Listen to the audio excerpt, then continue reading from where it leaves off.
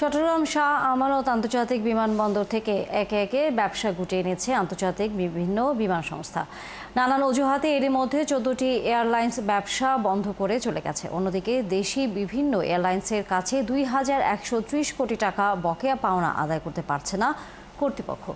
এর মধ্যে বাংলাদেশ বিমানের কাছেই পাওনা 1783 কোটি টাকা। বন্ধ হয়ে যাওয়া রিজেন্ট এয়ার, জিএমজি এবং ইউনাইটেড এয়ারলাইন্সের কাছে আটকে আছে 337 কোটি টাকা। তাই দীর্ঘদিনের বকেয়া পাওনা আদায়ে বন্ধ এয়ারলাইন্সগুলোর বিরুদ্ধে আইনগত ব্যবস্থা নিতে যাচ্ছে চট্টগ্রাম বিমানবন্দর কর্তৃপক্ষ।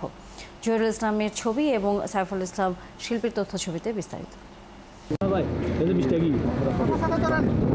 সবশেষ গত বছরের 1 সেপ্টেম্বর বন্ধ হয়েছে আমিরাত ভিত্তিক বিমান ফ্লাই দুবাই। এয়ারলাইন্স কর্মকর্তারা জানান, আন্তর্জাতিক বিমানবন্দর হিসেবে শাহ আমানত বিমানবন্দর পর্যাপ্ত সুযোগ সুবিধা দিতে পারছে না, যে কারণে মুখ ফিরিয়ে নিচ্ছে বিদেশি এয়ারলাইন্সগুলো।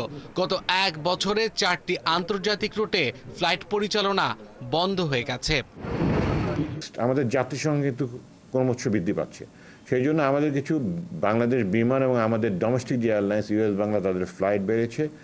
আর ওটার সঙ্গে আমাদের এয়ার আরেবিয়া এবং সালাম এয়ার অপারেট করছে। শাহ আমানত বিমানবন্দর কর্তৃপক্ষের তথ্য বলছে, 7টি বিমান সংস্থার মধ্যে 6টির কাছে 354 কোটি টাকা মূল্য বিল ও 93 কোটি ভ্যাট ছাড়াও 1682 কোটি টাকা সারচার্জ সহ মোট বকেয়া রয়েছে 2130 কোটি টাকা। এর মধ্যে শুধু বিমান বাংলাদেশের কাছে 264 কোটি মূল বিল, 80 কোটি টাকা ভ্যাট এবং 1439 কোটি টাকা সারচার্জ বকেয়া পড়ে রয়েছে। এখানে আরও কিছু ইন্টারন্যাশনাল এয়ারলাইন্স অপারেট করে, তাদের সঙ্গে কোনো আমাদের বকেয়া নেই। বাংলাদেশ বিমান হচ্ছে একটা মেইন স্টেক হোল্ডার, তাদের কাছে আমাদের প্রচুর টাকা আমাদের এখনও বাকি। আমি আসার পরে অ্যারাউন্ড 600 কোটি টাকার মতো বকেয়া ছিল। তো রিসেন্টলি তারা হয়তো বা 3টা স্লটে অনেকটা কাভার করেছে, এখনও প্রায় 265 কোটি টাকার মতো তার কাছে আমাদের বকেয়া আছে। বিমানবন্দরের জনসংযোগ কর্মকর্তারা জানান, বিমান সংস্থাগুলোর থেকে 6 ধরনের অ্যারোনটিক্যাল চার্জ নেয় বিমানবন্দর কর্তৃপক্ষ।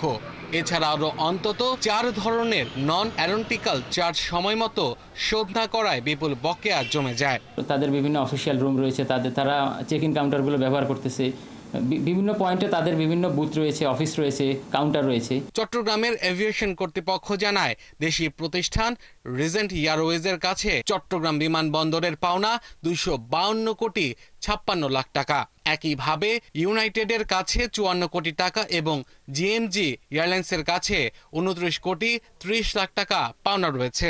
সেই টাকাগুলো উদ্ধার করার জন্য এয়ারলাইন্স কর্তৃপক্ষ, সিভিল এভিয়েশন এবং সরকার সমন্বিত উদ্যোগের মাধ্যমে এটাকে উদ্ধার করতে হবে। চট্টগ্রাম বিমানবন্দর বার্ষিক 16 লক্ষ যাত্রী ও 6000 টন কার্গো মালামাল বহন করতে সক্ষম।